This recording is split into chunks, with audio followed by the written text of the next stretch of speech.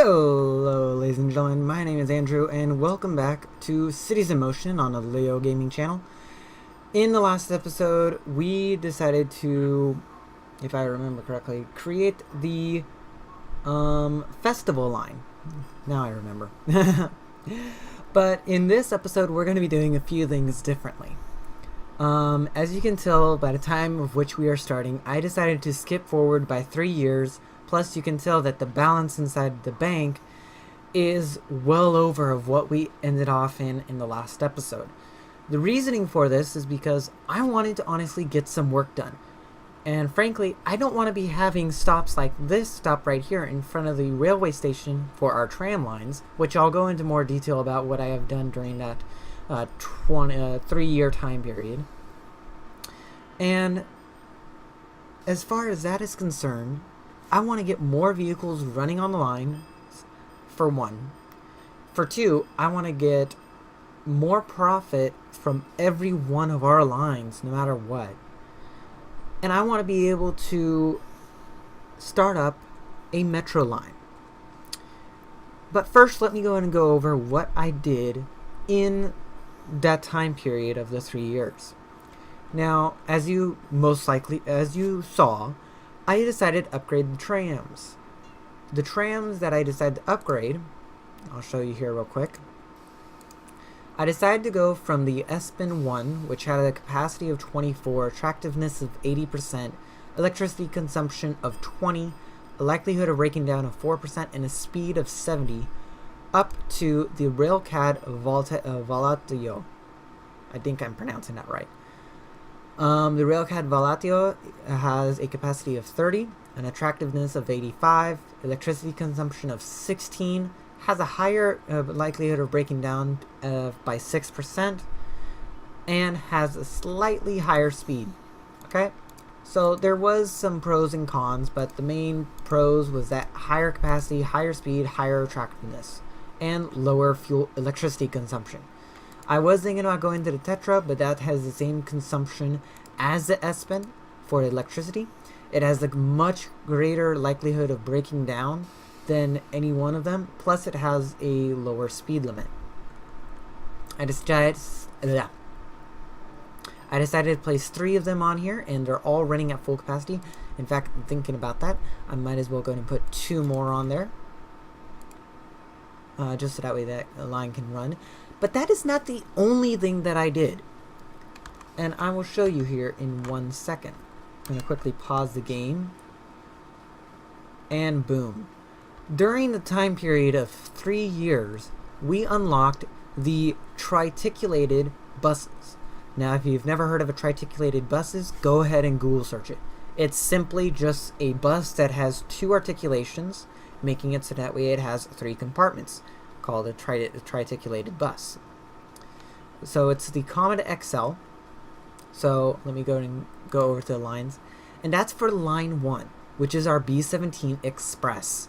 And I decided to put 12 of those Comet XLs on here because if we take a look at the passengers, frames might drop. We have well over 40 waiting right there, and we have very few waiting right here. Well, we do need to put upgrade the buses on line 3, but that is going to be taken care of in just one moment. But the reasoning I put so many vehicles on line 1 is because, frankly, we had so much of a backlog. There was roughly at around 200 people just waiting for line 1 at this stop, which is for Terminal 2. And here at Terminal 1, there was well over like 70 people waiting for line 1. So I wanted to get more passengers moving. What are we going to do now? Well, now we're going to get more buses, or upgraded buses, on line 3. Now let me go and show you the pros and cons between the Doppel and the Comet XL. The Comet XL has a higher capacity to the Doppel. The Doppel, though, has a higher attractiveness than the Comet XL. The Comet XL, though, has a lower fuel consumption than a Sternberg, or than a Doppel, okay? It also has a higher likelihood of breaking down, but that's a good trade-off. And it has a better speed limit. Now, frankly, I would like to go for the Evo Urban, but it doesn't have the capacity that I'm looking for. It may have the speed that we're looking for, but not the capacity. So what I'm quickly going to do, I'm going to quickly shut down line 3. Okay, so that way the vehicles all get rid of all their passengers and just sell both the vehicles. And we're going to put 4 Comet XLs on there and let the line run. The vehicles will space out on their own.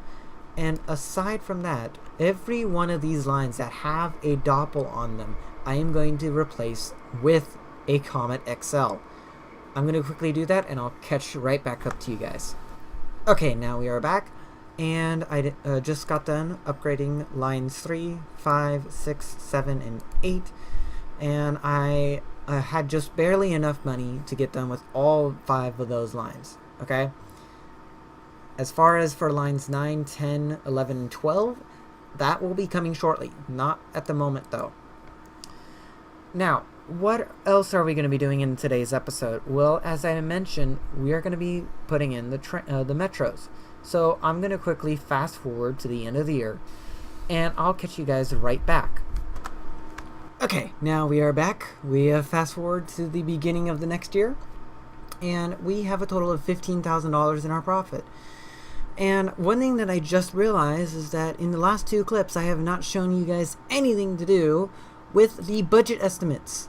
Now, over that 3-year time period, we went from, I think it was somewhere around $1,000 in total profit to now almost $2,250 in profit. Okay? That number is going to skyrocket soon. And the reasoning for that is simply because we're going to add in the Metro. Now, I'm going to be placing in the first part of the Metro in today's episode. But the second part, including the line, will be added in the next episode. In fact, I'm actually going to be recording this episode and the next one back to back. So if you guys have any questions whatsoever, I will be answering them when I come back on Monday. The reasoning for me just doing these episodes back to back is simply I have plans for the weekend, and frankly, I'm going to also be busy all day Friday from like 8 a.m. in the morning, which is the time I usually record. So I'm having to record this late Wednesday night. So if it seems as though I'm a little bit too prepared, this is the reason why. So, where is going to be our first Metro stop? I believe our first Metro stop is going to be over here at the airport. Now, frankly, the catchment radius for a Metro is a lot bigger than you may think. Now, I'm thinking about where I should put this. And let's just put it right there. That will seem like a good idea, I think. That's at least covering a majority of that area. Now, where's the next area, you may ask? Well, to put it simply said, let me actually take a look around here real quick. I think right over here. Because if I remember correctly, yeah, this is the end terminus for the university line. Okay. And I simply want to place it right there. Okay. And where is the next stop you gonna be? Well, for instance, I want to have a stop right over here. Well, I have a Metro stop right over there. So, we'll possibly have it come over here to the stadium. Then over into the inner workings of the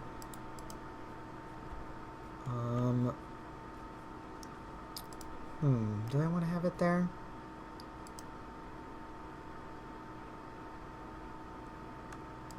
Right there.